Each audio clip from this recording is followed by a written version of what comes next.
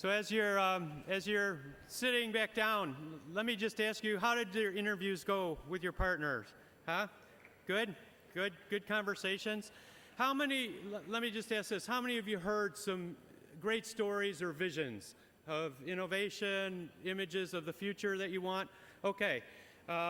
We are creating a video of this conference, and all the different plenaries will be made available and pieces of the conference. But we also have a video room set up in the back where if you have a story of innovation or vision that you've heard from someone, or you want to share, tell that person, hey, go do that. We call it the listening post. It's a place where there is a video camera, and you can share a vision, you could share an innovation, you could share feelings about, what's emerging here at any time, so just feel free. It's right across from the registration desk, and we really invite you, if you heard something and someone's a little shy, tell them, go tell that story. Because we want to pull together a rich, kind of almost like video compilation of the deliberations of the whole thing here. Also, I just want to recognize Diane Arsenian. You'll notice that Diane is over here. She's an artist, and she is taking down the full deliberations as we go. So later, when we have report outs from the tables, when we, as various speakers present concepts, Diane is, my experience, she is so gifted. She listens deeper than anybody I've ever seen. And you'll be amazed later when we have a full wall of her artwork. And help me thank her for being here with us.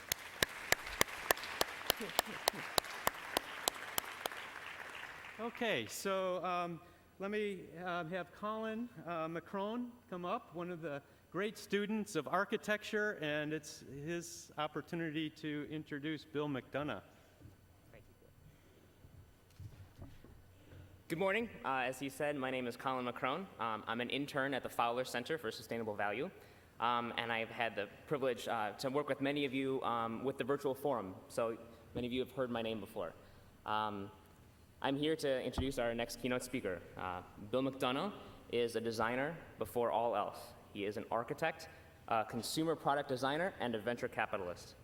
His architecture career is distinguished. He is the founding principal of the architecture firm William McDonough and Partners, renowned for its environmentally intelligent design. He has won awards for his designs for the corporations Gap and Nike. And locally, he is the architect of the Adam J. Lewis Center at Oberlin College in Oberlin, Ohio, about 45 miles from here, which is the first building built on a college campus to generate more electricity, more energy than it consumes. And he is the former dean of the School of Architecture at the University of Virginia, where he was affectionately known as the Green Dean for raising the consciousness for sustainability at that storied institution. Mr. McDonough is the renowned co-author with Michael Braungart of the seminal work Cradle to Cradle, which is an analysis of nutrient flows and common sense, and a solid argument for the need for better design. His book is heavier than most, both because it is a polymer and for the profound ideas it contains. Together, he is a co-visionary. He and his co-visionary founded the firm McDonough Braungart Design Chemistry, or MBDC, which actively puts the cradle-to-cradle theory into practice. Mr. McDonough, whose personal focus is ever multidisciplinary, now also serves as the U.S. chairman of the China-U.S. Center for Sustainable Development, and he is part of the management committee of the His Royal Highness the Prince of Wales Business and the Environment Program at Cambridge University. Bill McDonough, like those of us here today, has bravely asserted that business is not the culprit of our environmental woes, but rather a potentially potent change agent. Mr. McDonough has been recognized for his work with 3 U.S. presidential awards, the Award for Sustainable Development, the U.S. EPA Presidential Green Chemistry Challenge Award, and the National Design Award for exemplary achievement in the field of environmental design. A Time magazine hero for the planet, he is in the business of designing smarter buildings, consumer products, industries, and cities. Bill McDonough is a rebel against the poorly designed aspects of our industrial and economic systems, and he is working to incite the next industrial revolution. Don't look that up.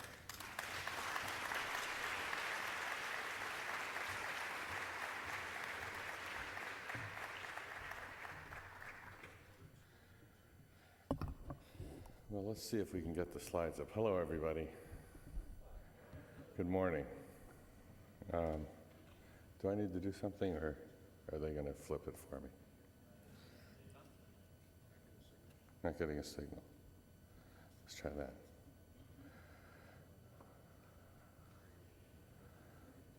Away we go. Okay. Well, as Colin said, I'm a designer, and so I'm going to talk about design this morning. I'm going to talk about design perhaps a little differently than you might have heard about it, because I see design as the first signal of human intention. And I'm going to talk about a celebration of abundance rather than a bemoaning of our limits. I think one of the wonderful things about the creativity that's in design is that it's fecund, and that it causes us to grow through creativity rather than shrink through fear. So this is something that we live and something that we dream about. And so I titled my talk, A Celebration of Abundance, Something Lived and Something Dreamed. Now, since I'll be talking from a very personal perspective, I'll just give you a sense of who I am and what I do.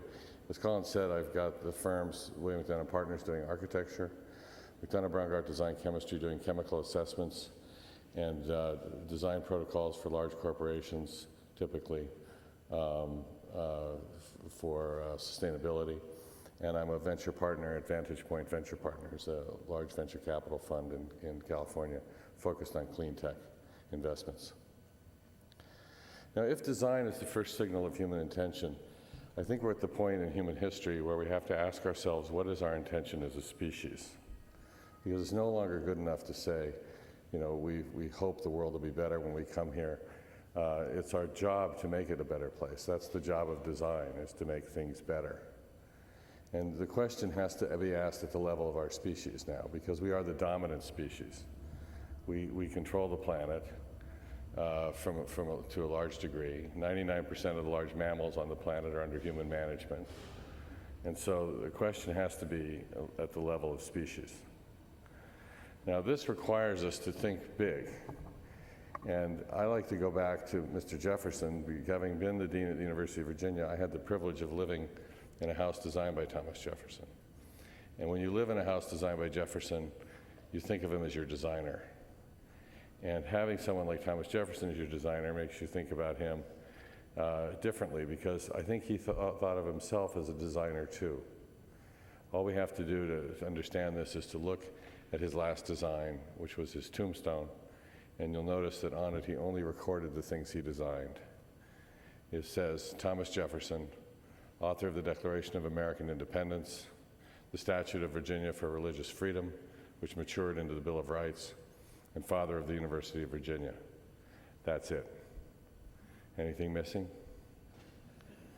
Can you imagine being president twice, and it's not important enough to put on your tombstone?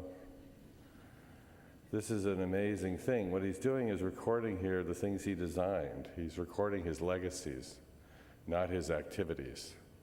There's no mention of his job titles, which were myriad. So this idea that a 33-year-old taking 16 days to write a Declaration of Independence is quite astonishing when we think of the Enlightenment and the whole issue of natural rights coming out at this time in our history as a species. And the idea of natural rights from the Enlightenment is really interesting. And if we look at the history of this, we realize a couple of things. One is that Mr. Jefferson saw that natural rights did not allow us to think beyond our ability to celebrate the world to the point where we would actually destroy it. And it's clear that he understood this idea of intergenerational remote tyranny when he wrote to James Madison in 1789 that said, "The earth belongs to the living. The earth belongs to the living.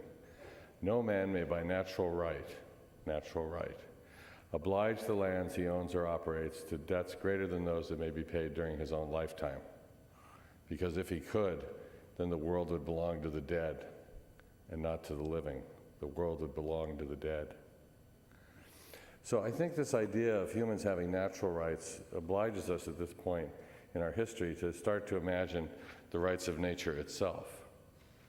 And if we look at the history of rights, certainly in our country, we can go to Mr. Jefferson, we can look at the antecedents that he studied, the Magna Carta, the rights of noble males, look at his Declaration of Independence, the rights of white, landowning, Protestant males, only 6% of the population. We then see emancipation, suffrage, welcome aboard ladies, 1920s, the Civil Rights Acts of the 60s, and then in 1973, for the first time in our history, we gave something other than a human being the right to even exist with the Endangered Species Act. So this idea that we would move from the rights of people to the rights of nature itself, I think is fundamental.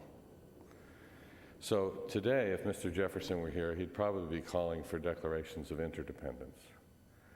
And we would be looking at the rights of nature itself to exist. This picture is of a roof that we designed for Ford Motor Company. It's 10.5 acres of habitat. And I just want to point out down here that these eggs that you see here in the lower corner are killdeer eggs, and the birds appeared 5 days after the roof was put down and started to inhabit the roof. So instead of leaving behind what we call asphalt as two words assigning blame, we wanted to lay behind a habitat where other species could start to celebrate human productivity and save the company lots of money, and I'll explain that a little bit later. So what is the first question if we want to design as a species in a new way, now that we are the dominant one? What is the first question of this question of domination? Well, we've decided in our firms, and everybody can decide for themselves what their first question would be. Our first question is, how do we love all the children of all species for all time? How do we love all the children of all species for all time? That's the design question. And then to give ourselves a goal that's practical, that we can use as a place to focus the team on the various exercises, we tried to cram our goal into one sentence. Our goal is a delightfully diverse, safe, healthy, and just world with clean air, water, soil, and power, economically, equitably, ecologically, and elegantly enjoyed, period. Now, what part of this don't we like? So we use this goal as our driving touch point as we do our work. And very interesting things happen when you take these kinds of frameworks and use them to drive your design. Well, the first thing we have to do in design is understand our context. And what we recognize, and we put forward many years ago as part of the whole evolution of the understanding of the concept of sustainable development, is that we've really been somewhere between socialism and capitalism. Two isms. We've been in a social market economy. So the Swedes are over here, and we're over here, and the Russians used to be over here, and things like that. But any ism is a dangerous thing. Fundamentalism, racism, sexism, fascism, socialism, capitalism. It's too extreme. A pure capitalist will cut down the trees and forget the fish. And so a pure socialist, on the other hand, ostensibly only worrying about people and not money, will destroy the environment as well. As we've found now, the former USSR has been declared by its scientists to be 16% uninhabitable. It's called ecocide. This would be the equivalent in the United States of having to put a fence around Texas. So if what we realize is that between socialism and capitalism and the social market economy, what we forgot was the environment. And so there's another thing missing, which is ecology. And ecology could form into an ecologism. And an ecologism would be just as dangerous as a capitalism or socialism if you only worried about the environment and didn't worry about capital and didn't worry about society. That would be just as dangerous. So what we're looking for is a balance of all three so that we find the sweet spot of sustainable development, which is the merger of ecology, economy, and equity.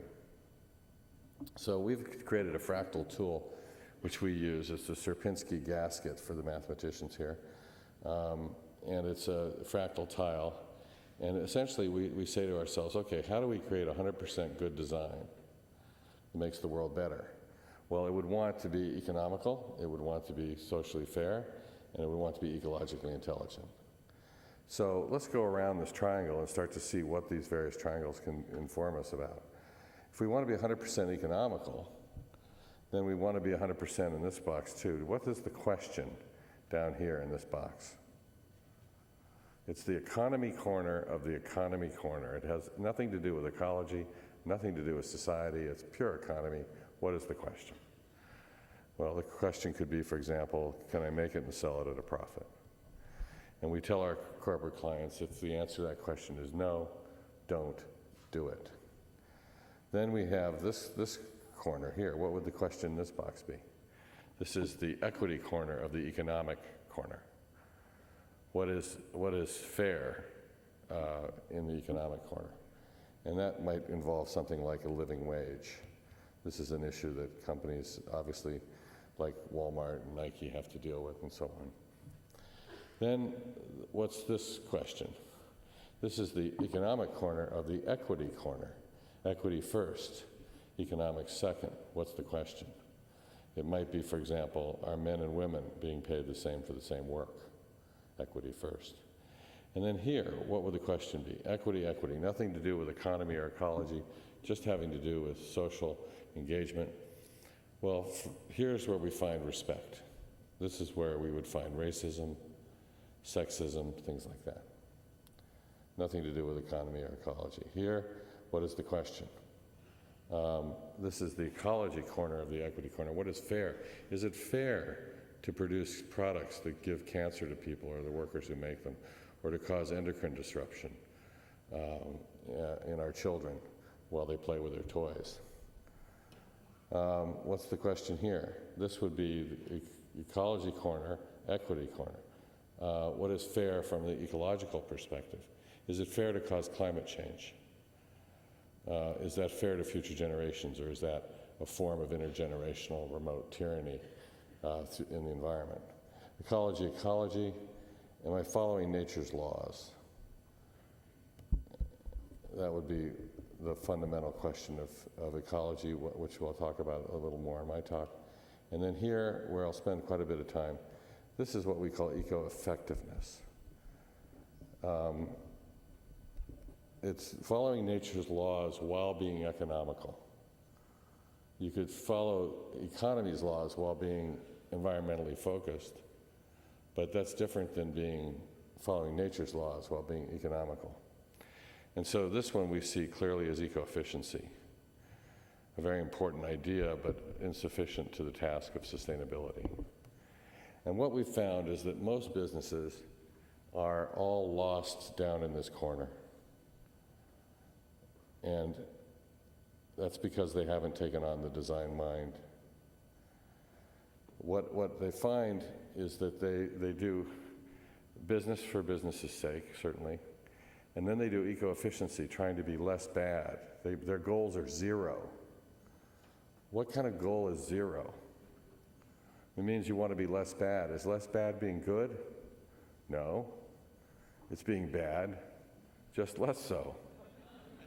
And when we have companies come to us and say, oh, we've got really great news, we saved $200 million in our eco program by saving energy, saving water, and using our post-industrial waste in our product, which was toxic anyway, it's PVC or whatever.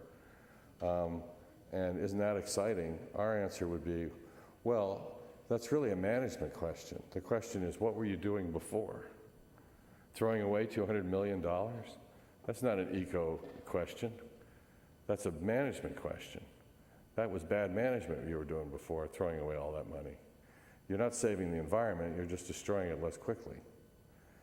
And so if we look then at this corner, we see business for social responsibility. It's business for social responsibility, or corporate social responsibility. And it's still business and social responsibility in that order. So we need a much bigger agenda, and we need to ask ourselves, what is the ecological imperative and what is the social imperative on the planet? How are we going to have 8 billion people living in a sustaining world?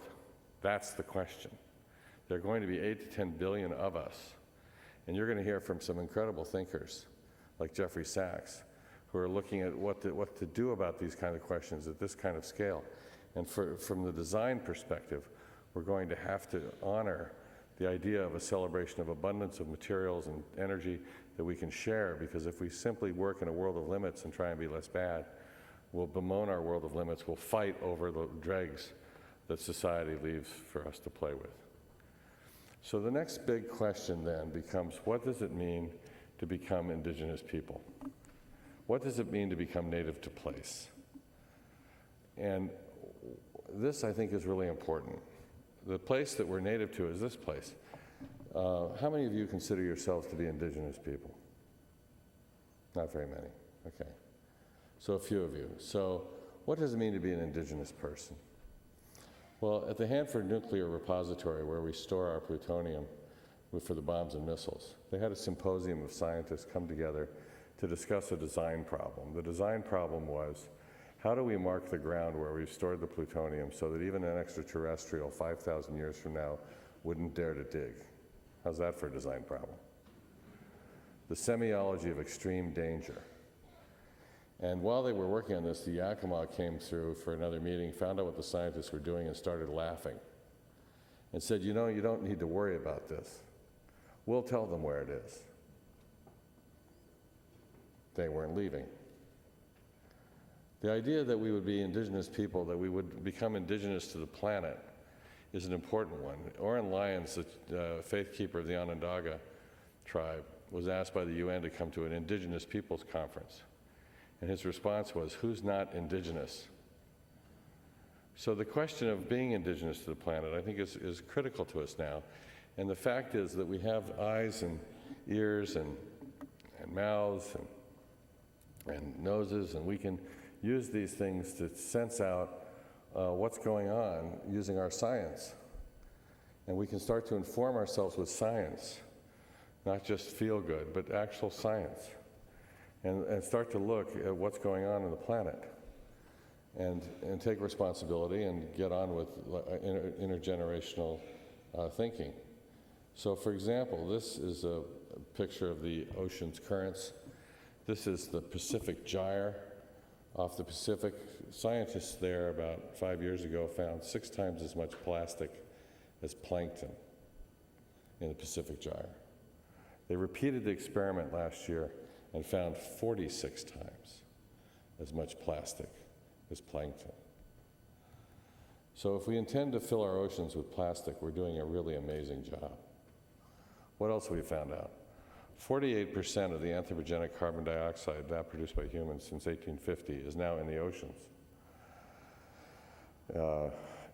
And the pH of the oceans has been historically between 8.8 and 8.2 pH. It's now at 8.06 and headed for 7.9, at which point calcium carbonate goes into solution.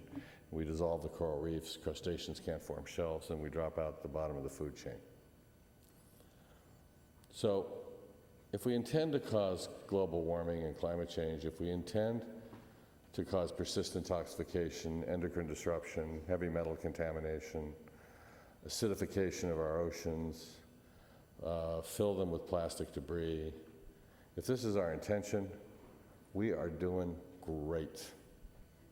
If this is not the plan, then what is the plan? You could all say, I could say, you know, I didn't come here and plan to cause climate change.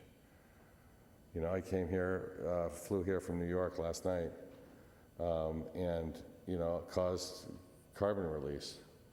And is it my plan to cause climate change? No.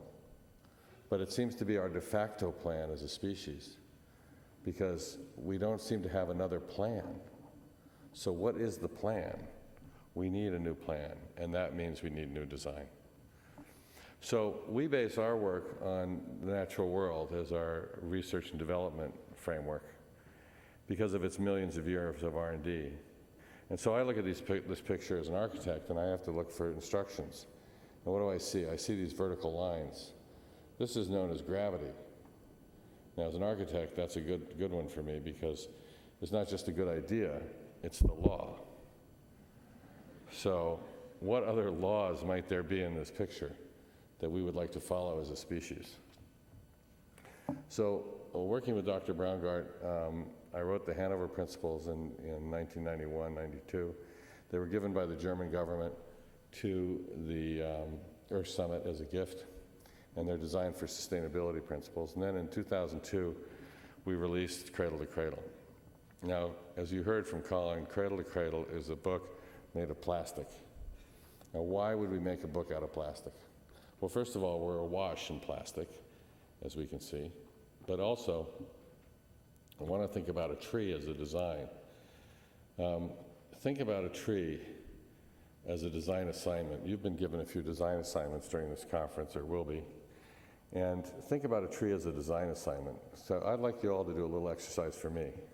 I want you to close your eyes, and I want you to think about this design assignment, and I want you to design something that makes oxygen, sequesters carbon, can fix nitrogen, distill water, provide habitat for hundreds of species, accrue solar energy as fuel, make complex sugars in food, change colors with the seasons, create microclimates, and self-replicate. Can you do that for me? It took the human species 5,000 years to put wheels on its luggage. We're not that smart. How many things do you know that we've made lately that make oxygen? So let's think about making oxygen by design. I'm going to show you some designs that make oxygen. So the book promulgates a fundamental idea that we would make things that go back to either soil or back to industry. In this case, the book is designed as what we call a technical nutrient, designed to go back to industry. And the point we make in the book is that being less bad is not being good. It's being bad, just less so. So everybody who runs around saying, I'm being more efficient, that's very important to be more efficient. But it's insufficient to sustainability to be less bad, because the whole idea that we're bad to begin with has to be changed. What we have to think of ourselves as being more good, not less bad. So these goals of zero, in the end, are going to debilitate us, because it just presumes that we're bad. And you're cutting away at the badness instead of building up from the bottom with goodness. It's like I could leave here today. I have to go to Switzerland, and I can go east to Switzerland, or I could go west to California. If I found myself going 100 miles an hour towards California, but I have to go to Switzerland, it's not going to help me to slow down to 20. I'm going the wrong way. I need to turn around. Now, if efficiency, if the slowing down can slow me down enough so that I can make the turn and turn around, then it's part of a strategy. It's part of the plan for sustainability. Otherwise, it's just a less bad agenda within a bad approach by humans to the planet. So we look at the cherry tree for inspiration and say, what is this idea of fecundity? And think about a cherry tree in the spring. We don't bemoan its inefficiency. You don't go out there and look at a cherry tree and go, oh my goodness, how many blossoms does it take? A cherry tree is not very efficient, but it's highly effective, and we love it. Think about efficiency with Mozart. Can you imagine listening to Mozart and lying there going, oh my goodness, how many notes does this take? You could have hit the piano with a 2x4 and got them all at once. Very efficient, but would we love it? So this idea of celebrating fecundity and creativity, I think, is really critical for designers. And so we look at the idea that growth is good. And I'll talk about this from a scientific perspective in a moment. But growth is good. How many environmentalists do you know that talk about growth being good? What we hear is how growth is bad. Why? Because we grow asphalt. 2 words assigning blame. We grow things that are not fecund, that don't generate resources that don't generate life. We design dead things instead of living things. So what would it mean to design things that were alive? Well, what does it mean to be alive? Well, let's start with physics and chemistry and move on to biology. If we look at the two great discoveries in science of the last century, two of the great discoveries, we could see the special theory of relativity, and I look at it not as a scientist, but as a poem, because for designers, it's a phenomenal poem. First of all, C is a big number, so if we square it, it's almost infinite, which means that if M is in any way a positive, then E is almost infinite. This is why Hiroshima disappeared, and I grew up in Japan, and so I always wanted to know, how did they get Hiroshima to disappear, and why was Einstein so afraid? Well, a little bit of M can yield an immense amount of E. But if we look at this as poetics, then E is really physics. And we have a powerhouse for our planet. It's 93 million miles away. It's a nuclear fusion reactor. Produces kinetic energy, sends it here along with lots of different waveforms, and at the speed of light. And we will solve the energy problem because we have energy income, as much as 10,000 times variously estimated. So we will solve the energy problem because we have a nuclear fusion reactor exactly where we need it, 93 million miles away, it's 8 minutes, and it's wireless. What is our problem? The tree figured out how to use it. Maybe we could figure out how to use it. So if we look at chemistry, then we realize that's mass. And we also realize there's very little mass income. So we're not going to solve the mass problem by waiting for income. We have occasional meteorite, some cosmic dust. But if we look at this mass and we realize that the mass of South Africa includes chromium, and if we take the chromium out of the ground and then we put it in our products and then we distribute it all around the world and put it in little holes in the ground or put it in incinerators, future generations are going to look back and say, what did you do with all the chromium? You used it to detoxify us, and you've removed it from our utility. What were you thinking or not thinking? So we have to be really careful with the mass. Now then we get to deal with the thing that Einstein didn't deal with. He thought it was magic, biology. Now that brings us to DNA. And if we look at Francis Crick and James Watson discovering DNA in 1953, and then realize for 9 years after, Crick spent his time worrying about and looking into what he called the nature of vitalism, what it meant for something to be a living thing. And his conclusion was that in order to be alive, you had to have 3 conditions. You had to have growth, you had to have free energy from sunlight, and you had to have an open metabolism of chemicals operating for the benefit of the organism and its reproduction. So wouldn't it be great if human artifice could be like a living thing, where we could celebrate growth? Remember that tree you just designed? We would realize that the earth would be accruing biota. It would take inorganic chemistry of rocks and water and create biota and create organic chemistry. That's the engine of life. So it's meant to be accruing biota.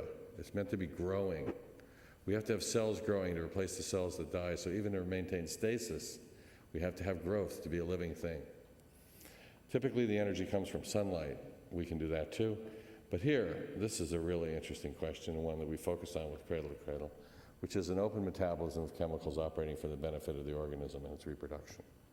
Because what's happened is no one's developed, for some reason until now, a protocol for the mass cycling. And so what we've proposed with Cradle to Cradle is that we parse materials into the biological metabolism that nature has created and what we call the technical metabolism which humans have created. And we design into those two metabolisms. So we design products that go back to nature and rebuild our soils, or back to industry and rebuild our industries.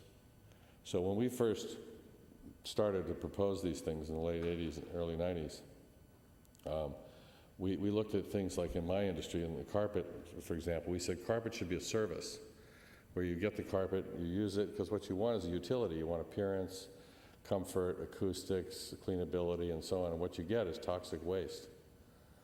And so 4.5 billion pounds of it a year. 4.5 billion pounds a year.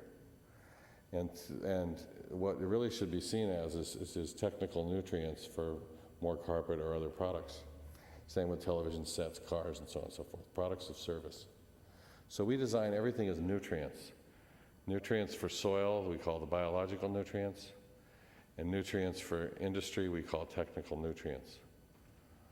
So biological and technical nutrition in flows.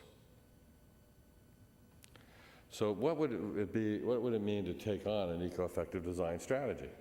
Following the laws of nature first, while we're doing it with economic and social benefit.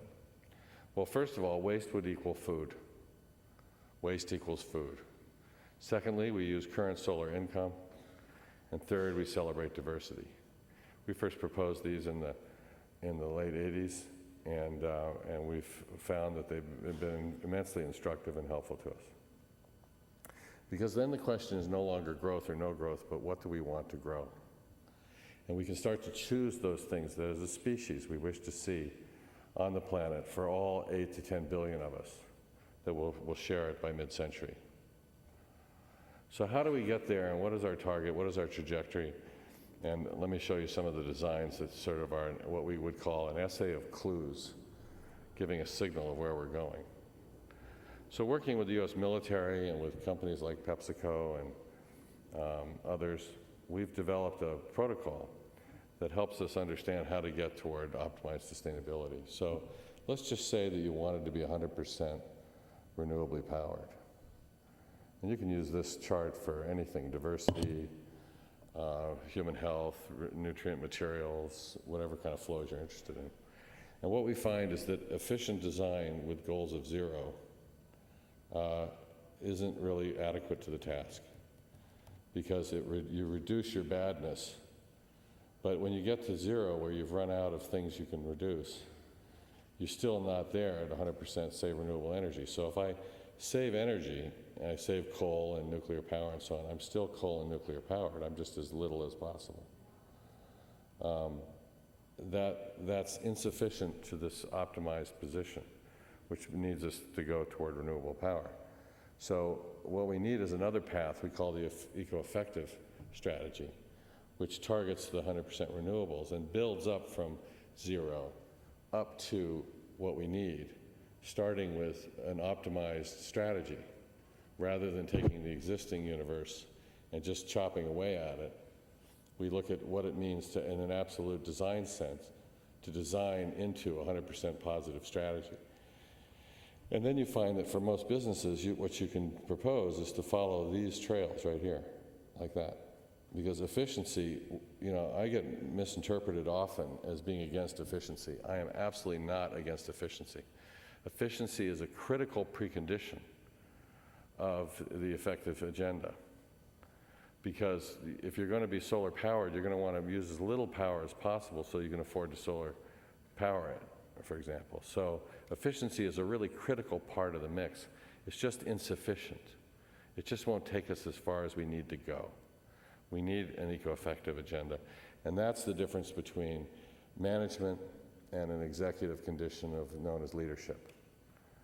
You see, Peter Drucker in 1984 wrote a book called The Effective Executive. And in that book, he says it's a manager's job to be efficient and to do something the right way.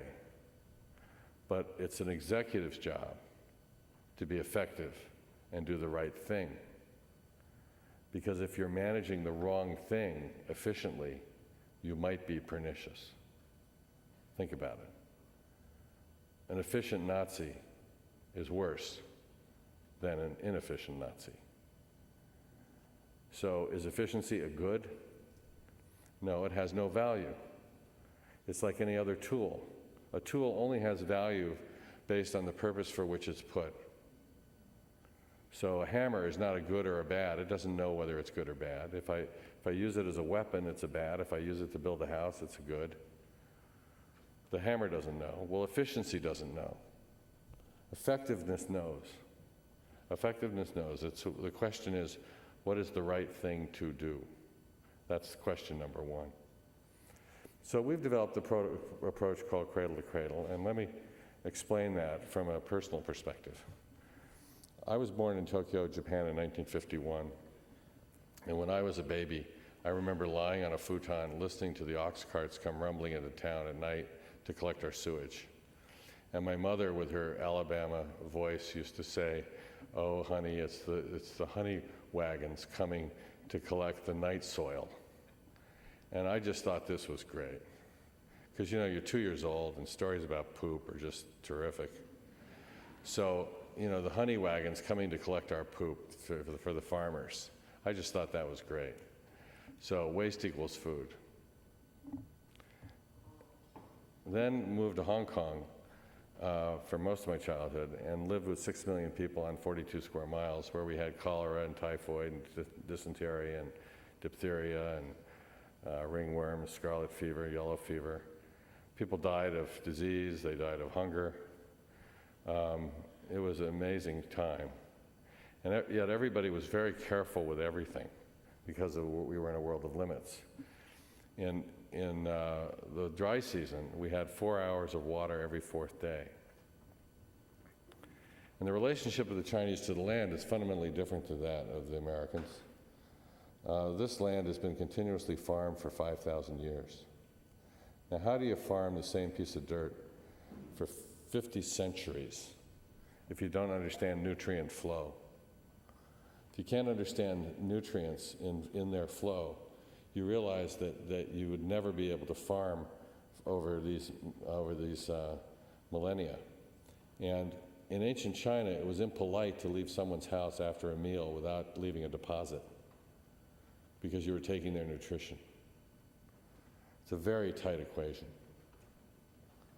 My childhood summers were spent in the Puget Sound of Washington State, where my grandparents lived in a log cabin and raised oysters and caught salmon and kept the spring clear and traded flowers for compost with the neighbors and things like that. So they were very careful with everything coming out of the Depression and the Second World War. And they lived in a world of abundance, and yet they were very careful with everything. And then, as a teenager, I moved to Westport, Connecticut. My dad had become the president of Seagram Overseas, the wines and spirits business. And we lived in Westport, Connecticut, and I went to school, and the kids left the showers running on hot after gym, just left the showers running. We didn't even think about it. And I had a sort of a personal crisis because I couldn't understand it. I just couldn't understand how people could behave that way.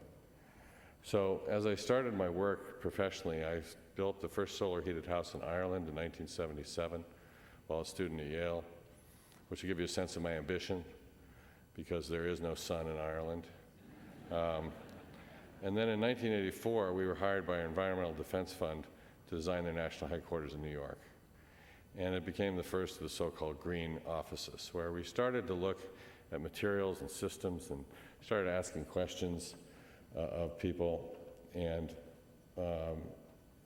asked manufacturers what were in their products, what were they off-gassing from the carpet or the glues, what was coming out of the paint, was the furniture recyclable, was the light quality ideal for human experience, and so on and so forth. And the typical answer to the questions we asked was, it's proprietary, it's legal, go away. On indoor air quality alone, we went out to look for indoor air quality consultants because we didn't know anything about that, and we wanted to find out. And the only indoor air quality consultants we could find out were primarily funded by the R.J. Reynolds Tobacco Company, and their primary scientific mission appeared to be to prove that there was no danger from secondhand smoke in the workplace. That was the state of the art of indoor air quality. Remember, people used to smoke in the office? So it was quite a time. We felt very alone. Then, as time went on, and more people joined us in this arena, in 2000, Business Week did an article about our work and the work of others. And look at the language that they use. Is our office killing someone? Is the danger sick?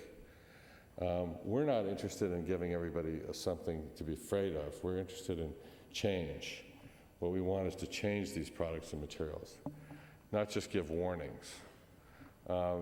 The first thing that our species seems to do when it's confronting a situation that it's created of this kind is warn each other. Here's a warning from state of California you find on your way into a building. Warning, the state of California requires that we warn you that the property contains chemicals known to the state of California to cause cancer and birth defects or other reproductive harm. These chemicals may be contained in emissions and fumes from the building materials, products, and materials used to maintain the property, et cetera, et cetera, et cetera. Imagine that. So what do? We get afraid, we warn each other. Does this change the design of all the products in those buildings? No. We just find that people walk in and get warned that they're into something. So the first thing that happens, as a species, we come back and start to restrict substances out of fear. What we're interested in is the full inventory and assessment of all products and future optimizations of all products based on the cradle-to-cradle protocol. So in order to do this, we first need to do inventories. So working in the textile industry, for example, we assess all the materials down to the fiber, the dyes, the auxiliaries, up and down the supply chain. We have a supply chain tool that allows us to communicate up and down the supply chain in many different industrial sectors, so we can talk to all the different manufacturers. We then take their chemicals, their list of chemicals, many of which we get by having secrecy agreements because they don't want to give their formulas away, especially to their clients and customers who then could source them elsewhere. So it's quite complicated. Then we do assessments, and we've developed 19 criteria for the way we want to assess cradle-to-cradle products and systems. We want fundamental priority criteria: no more cancer, no more disruption of our endocrine systems, no more genetic mutations, reproductive toxicities, or birth defects. We also worry about sensitizations, immune system disruption, things like that. For environmental health, we want to know about toxicity for vertebrates, for invertebrates, for plants. Does it bioaccumulate? Is it persistent in the environment? Does it contain toxic heavy metals? Things like that. And for production and process, we want to know exactly how things are made, where they're made, how far they travel, do they use genetic engineering, and what kind, do they affect the climate? And look at that. I mean, of the 19 criteria, climate is the last one. It's important, but it seems to be, in the environmental discussion, the one that everybody's talking about all the time is CO2. CO2 is just one issue of many that we have to deal with. So we now have a database that's thousands of chemicals deep that we can use to communicate with our customers and clients as we change their products into cradle-to-cradle products. There are 104,000 chemicals being used by humans today.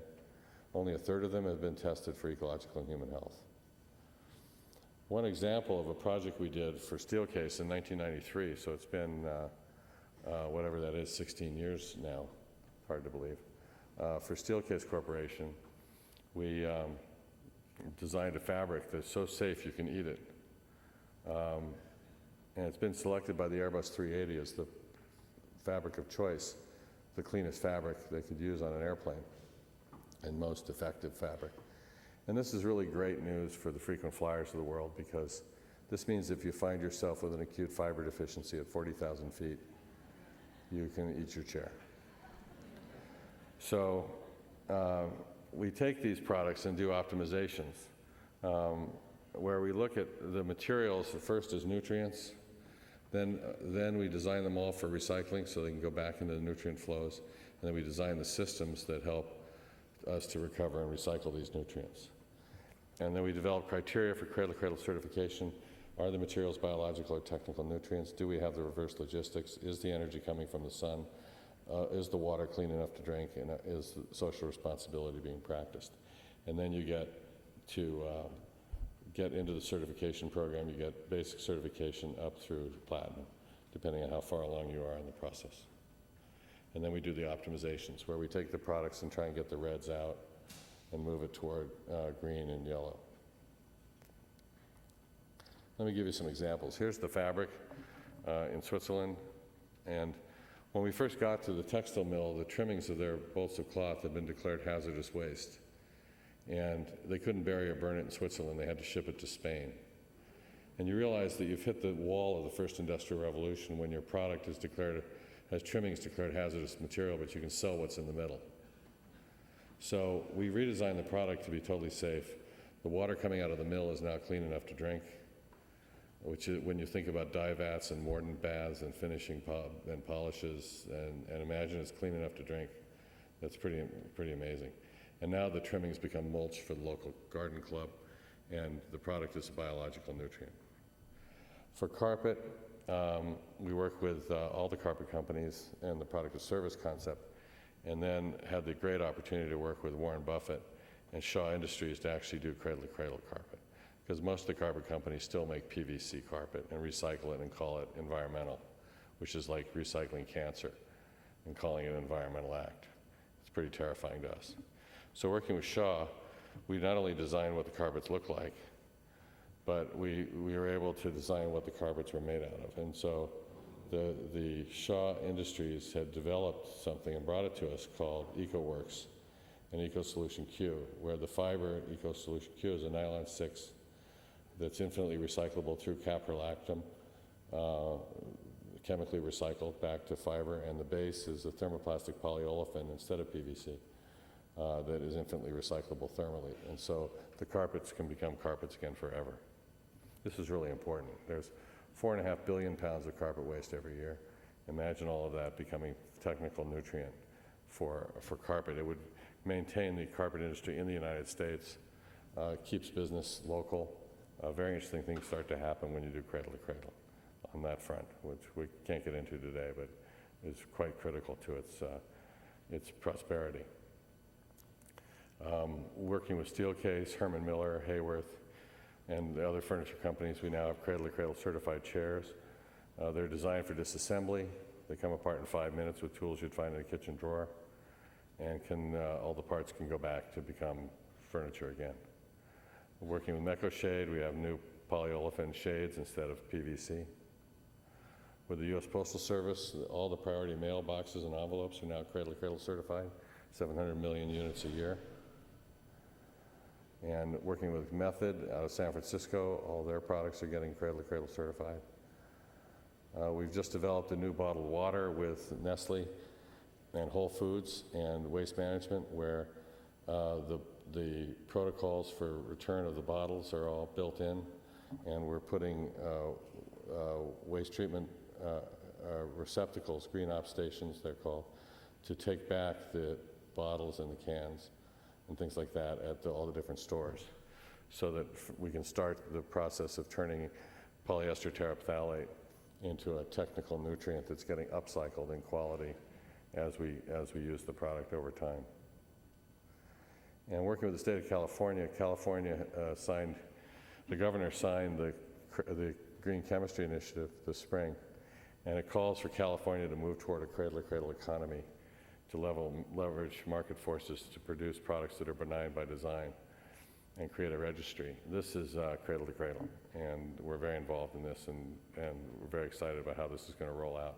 We'll be working on it together. So because I'm an architect, let me just show you some buildings, because I have fun with that part of my life. And I want to show you buildings like trees and cities like forests. So you've all designed something like a tree or imagined it. So imagine being an architect and getting to design buildings. Wouldn't it be fun to think about a building the way we think about products? And so imagine a cradle-to-cradle building. Well, it's bigger than just the products, so we have to think about the material production, the occupation, the material recovery over time. And so we really realize that the stuff in a building gets replaced quickly through generations, and the systems get replaced less, the settings replace less, the skin replaced less, the structure replaced less, and the site is eternal. So we imagine the different parts of a building using these different frameworks of time. And here's a building we designed for the Bernheim Arboretum in Louisville, Kentucky, made out of the forest in which it sits, a biological nutrient building designed to come apart. It has these simple metal connectors. In the future, if it's ever not needed, and the wood could be reused or returned to soil, returned to the forest. The metals could be returned to metal, glass to glass. A building of silica, steel, and carbohydrate. Here's a technical nutrient building for Oberlin College nearby here. As Colin mentioned, this is a building that produces 13% more energy than it needs to operate and gives it back to the grid and purifies its own water. a building like a tree. This is for the Gap Corporation, now YouTube's headquarters, a building covered with a meadow of ancient grasses that purifies water and absorbs stormwater and dulls the sound from the airplanes flying overhead, and so on and so forth.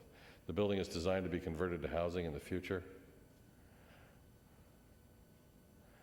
And this is the roof. For Herman Miller, a factory where they make their famous chairs, where we're restoring the native landscape, and the workers all come and from the offices in the factory and share a public street inside the building, which was built for $49 a square foot. And the performance of the company doubled. $250 million worth of production before they moved, $350 after they moved, same people. We get everybody access to daylight, fresh air, and views of the outdoors. They wear Aloha shirts, play the Beach Boys, and get to work in California, basically, even though they're in Michigan. For Mayor Daley, we did the City Hall green roof for City Hall. Mayor Daley wanted to stimulate green roofs in Chicago, so we helped him with that. Why not have green roofs in cities? Why shouldn't we have fecund buildings that make oxygen? Here for Nike in Europe, their European headquarters, the running track goes over the front door. It's Nike, just do it. The building is one of the largest geothermal systems in Europe. It heats and cools itself from the ground. It's set up for green roofs and solar collectors when they're cost effective. And then for the Ford Motor Company at River Rouge in Dearborn, Michigan, we were given the assignment to design facilities here. And this is what we found when we got there. This is definitely a world of asphalt. And we decided to use these tools to design with native species and other species that could protect and restore the soil to health. So we're doing phytoremediation, where we purify the soils in situ. And then we built the auto plant with 10.5-acre green roof. This is the green roof back here. The world's largest green roof. It's full of daylight and fresh air. There's only 4 air conditioning units on here. The rest of it's daylighting. And here's how we got to do it. Conventional engineering showed that to meet the Clean Water Act, Ford needed to spend $48 million. We spent 13 and saved Ford $35 million day one in CapEx. That is the equivalent of an order for $900 million worth of cars to a company like Ford with a 4% margin coming out of Chicago. And this is the kind of thing you need to produce for the boards to make their decisions. The decision at Ford was made in a minute and a half. And this is what we ended up with, a green roof with various species that came to inhabit it. Here's a museum for the National Museum of Science and Industry for the UK. It's 6 football fields big. It's solar powered and will produce more energy that needs to operate. I'm showing sheep on the roof. We do that because we get people kid us a lot about sheep and goats on our roofs, wondering where they are. So the idea we actually have them would be great. This is an airport study for what it would take to have a solar-powered airport. This is a project called Sustainability Base for NASA, where we're looking at the technologies that NASA has developed for space exploration, bringing them earthbound, and developing a building that has its energy consumption. For example, you'll see here, it's only 10% of a base case building, because we're building up from zero. What we're saying is, wouldn't it be wonderful if there was a way of having a building, fit within its climate, and how much energy do we actually need to provide human comfort and doing minimization and optimizations on that. Same with water and sewer. This is a building for research and development tower in Barcelona, solar powered. It's the south side, this is the north side. Waste handling facility for City of San Francisco. Distribution centers for the UK, hidden in the landscape. for a major retailer, for products coming out, products coming back in, cradle to cradle. It's 10 million square feet of habitat and solar collectors sitting in the landscape, invisible and silent. I put this in. This is from Bavaria. It's a solar collector system there, showing it what happens at scale with these kinds of things. This could be a building just as easily as a solar farm. And as a venture capitalist, we're involved in Bright Source Energy, which has got a contract for 1.3 gigawatts for San Diego to produce solar energy in the deserts. And we're involved with Better Place, the new design for the Israeli and the Danish mobility systems with electric cars. We'll have battery exchange stations, and both countries will go toward electric cars at high speed so that they can get off of oil. And then working with Brad Pitt, we created a project for the Lower Ninth Ward, and where we saw nothing happening after 2 years after Katrina. And so we took this area where the levee broke and offered the residents our counsel, and started by putting up 150 tents out of cradle-to-cradle pink material to indicate what was there before, and then showed how cattywampus it was, and then developed it as a fundraising strategy. So now these are our clients, and we're building cradle-to-cradle houses for them as much as we're going as cradle-to-cradle as we possibly can, using modular, stick, and panelized construction, trying to determine what is the cheapest and most cost-effective and most cradle-to-cradle. And we work with 13 different architects. This is Graft from Berlin, Kieran Timberlake from Philadelphia, delivering houses for $150,000, where the energy bills can be as low as $20 a month. And we're looking at how many generations of cradle-to-cradle material developments will be necessary to get all materials cradle-to-cradle. And then for city next to Amsterdam, this is Amsterdam, called Almere. We work with that community to develop the Almere principles. And we start with principles and then work to goals, strategies, metrics, and instead of starting with metrics, which most people do, they'll start by saying we should reduce our CO2 by 20% by 2020 or something like that. People start with metrics. Then they work to strategies and goals, but they forget the principles. And so we start with principles, work to goals, strategies, tactics, and metrics. And let me just finish now with China. While we're working there, we work on a city in the south called Luzhou, which is a city of 1 million people, about to double in size. We did the horizontal plan for its extension, which is underway. They have problems with flooding, as you can see in this picture. And this is the site we were given for the expansion. And we did the horizontal plan, saving the little mountains and the streams and things like that from the bulldozers. But we also speculated on our own on what it would mean for it to be a waste equals food city.